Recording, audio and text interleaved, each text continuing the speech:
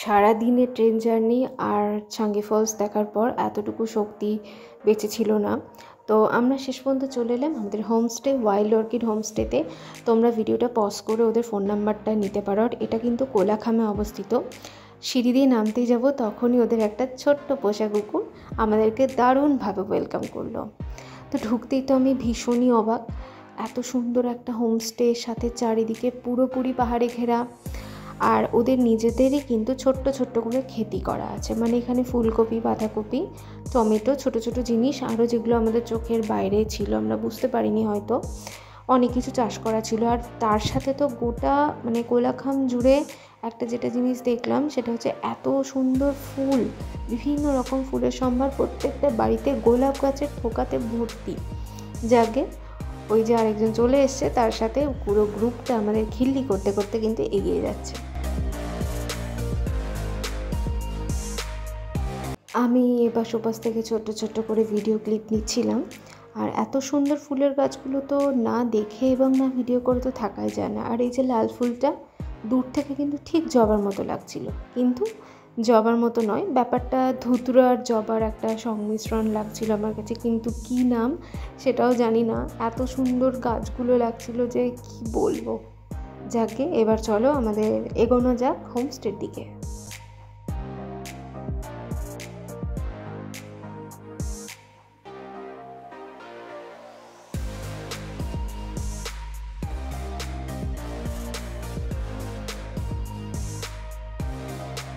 পৌঁছে গেছি আমরা আমাদের হোমস্টেতে। এবার যে যার মতন ব্যাগপত্র রেখে সবার প্রথমে যেন স্নান করতে পারলে একটা ভীষণ রকম শান্তি, কারণ সারা রাত জার্নি হয়েছে, সারা দিন গেছে, দুপুর গড়িয়ে বিকেলবেলা আমরা হোমস্টেতে ঢুকেছিলাম। রীতিমতো হোমস্টের লোকেরাও অনেকক্ষণ ধরে আমাদের জন্য অপেক্ষা করছিল কখন খেতে আসবো।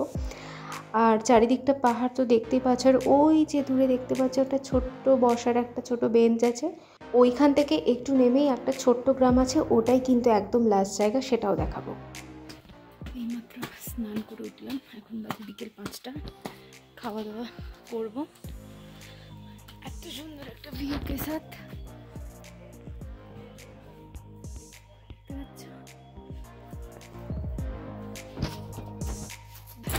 তারপরে ভাত, স্যালাড, ডাল, সবজি আর ডিমের ঝোল আর পাঁপড় ভাজা ছিল। এই যে ডাল আর এই সবজিটা এত ভালো ছিল, মোটামুটি ডাল আমরা 4 বাটি আর সবজি তো 3 বাটি আমরা খেয়েই নিয়েছি, এতটাই সুন্দর ছিল। খাওয়া হয়ে গেছে, কমপ্লিট। প্রচণ্ড ঠান্ডা লাগছে, রীতিমতন হচ্ছে আর কাঁপিয়ে দিচ্ছে।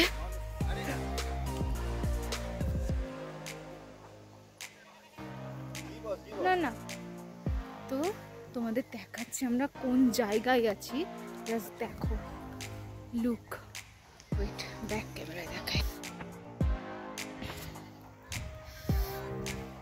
দেখতে পাচ্ছ নিচে পুরো খাদ, এই সাইডে কয়েকটা ছোট ছোট বাড়ি আছে,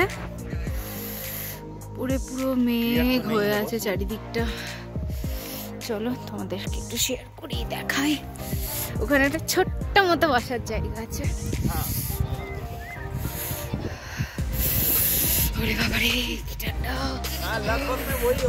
হ্যাঁ সত্যি ঠিক এইরকম লেভেলেরই ঠান্ডা লাগছিল, এবং তার সাথে প্রচণ্ড হাওয়া দিচ্ছিল, মানে একটু এদিক ওদিক হলেই না উড়ে পড়ে যায়, ঠিক এইরকম ছিল, কিন্তু তাও ভালো লাগছিল। এই হচ্ছে ভিউটা এখানকার।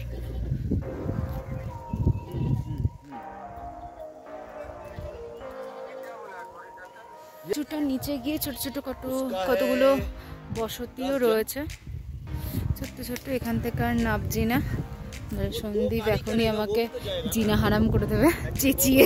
সত্যি বলতে এত ঠান্ডা থাকা সত্ত্বেও আমি আর সন্দীপ ওখানে প্রায় ঘন্টাখানেক টাইম স্পেন্ড করেছিলাম, তো সেগুলো তোমাদের সাথে শেয়ার করব। তারপর রাত্রিবেলা ডিনারে পাঁপড় ভাজা, ডাল, আলু ভাজা, ভাত আর চিকেন ছিল।